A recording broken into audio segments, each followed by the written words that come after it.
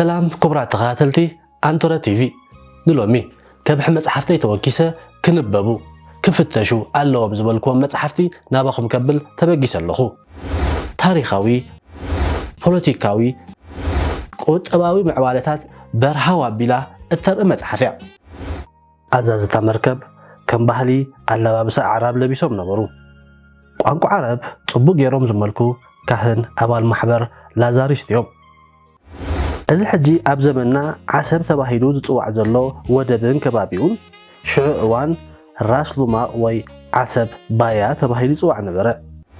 እቶም ክልተ ኣሕዋት ኣባ ጁሰፐ ሳፔቶ ዝበሃል ኢጣልያዊ ካቶሊክ ምዃኑ እንተዝፈልጡ ነይሮም ምናልባት ሓሳቡ ከየተግበረ ምተመለሰ ነይሩ ኸውን።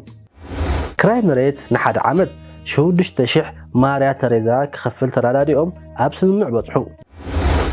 ኤርትራውያን ነቲ ሼክ ዑመር ሙኽታር ተዓቂቡ ውግእ ዝመርሐሉ ዝነበረ እምባ ክእመን ብዘይክእል ድፍረት ኣብ ህልም ዝበለ ገደል ከም ኣህባይ እናተንጠልጠሉ እናሓኸሩን ንሓለውቲ ዑመር ሙኽታር ቀቲሎም ንዕኡ ማሪኾም ንጠልያን ኣረኪቦሞ እንፍጽሞም ተግባራት ዕለታዊ ንጥቀመሎም ኣቑሑት ጽባሕ ወሰንቲ ፀወተ ታሪክ ምዃኖም እዛ መጽሓፍ ደማዊ ዘመን ብጉልሕ እተተርእያ።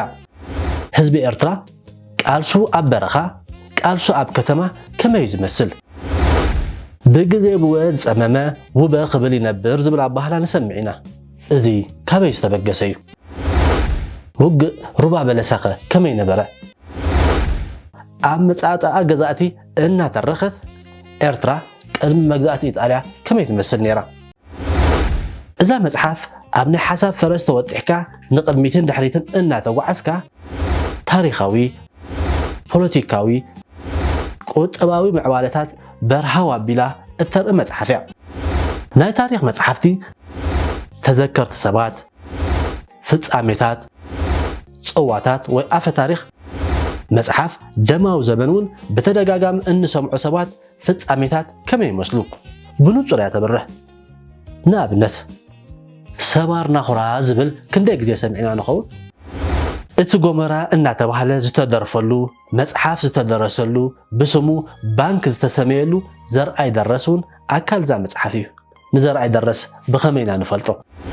መጽሓፍ ደማዊ ዘመን ብዙሕ ሓበሬታ ብውሕሉል ኣፀሓፋ 17 ዛንታታት ሓቂፋ ተዳልያ ዘላ መጽሓፍ እያ።